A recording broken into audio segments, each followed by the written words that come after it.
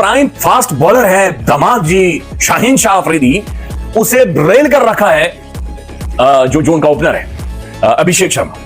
पहली बॉल उसने आगे निकल कर, तो उसने रेल कर रखा है आपके प्राइम फास्ट बॉलर को। वीरेंद्र सहवाग ये कह रहे हैं मीडियोकर्स हैं, ये रोड साइड की टीम है जो यहां पर आई है। अच्छा, आप मुझे बताएं क्या एमएस धोनी ने ग्लव्स पहने थे, सिर्फ उसके ऊपर आर्मी बैज था, वो मना कर दिया था आईसीसी ने कि आर्मी यूनिफॉर्म से रिलेटेड था, वो मना कर दिया था।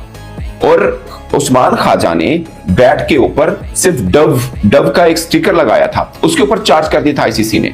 उन्होंने खाली एक ब्लैक आर्म बैंड बांधा था, पट्टी काली बांधी थी, उस पर आईसीसी ने चार्ज कर दिया और तो लिखा था कि पॉलिटिकल पर्पस के लिए आप नहीं कर सकते। ये पॉलिटिकल पर्पस नहीं है, एक पट्टी बांधने पर कर दिया। वो प्रेस कॉन्फ्रेंस में बैठा इनडायरेक्टली पाकिस्तान को दहशतगर्द मुल्क कह रहा है। उन्होंने कहा ना कि भाई पहलगाम अटैक जो हुआ और ये हमारे लिए सबसे बढ़कर था, क्योंकि ये देश वो है जिसके ऊपर पाकिस्तान, उनकी गवर्नमेंट तो हमारे पर डायरेक्टली इल्जाम लगाती है ना, तो कप्तान ने भी इनडायरेक्टली ये कह दिया चूंकि ये उसी देश से हैं इसलिए हम इनसे हाथ नहीं मिलाते, जो जिम्मेदार है पहलगाम अटैक के। इनडायरेक्टली वो ये कहना चाह रहे थे। एक भारतीय टीम का कप्तान एक प्रेस कॉन्फ्रेंस में बैठकर एक पॉलिटिकल जो स्टेटमेंट है उनकी सरकार की, उसको इंडोर्स कर रहे हैं और आपको बता रहा है कि इस वजह से हमने इन खिलाड़ियों के साथ हाथ नहीं मिलाया, और आप कहते हो कि बात ही नहीं है।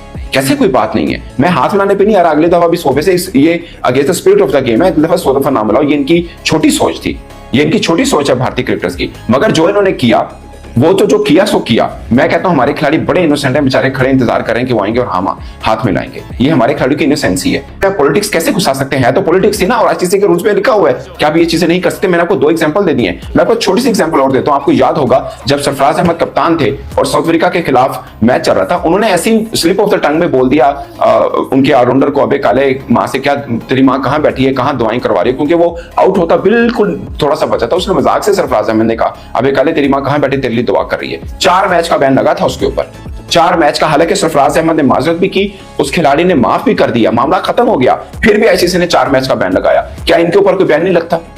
मैं थोड़ी कह रहा हूं कि इंडिया को क्रिकेट से बैन कर दो, मैं ये कह रहा हूं कि कप्तान ने कहा आप कोई मूव तो करें।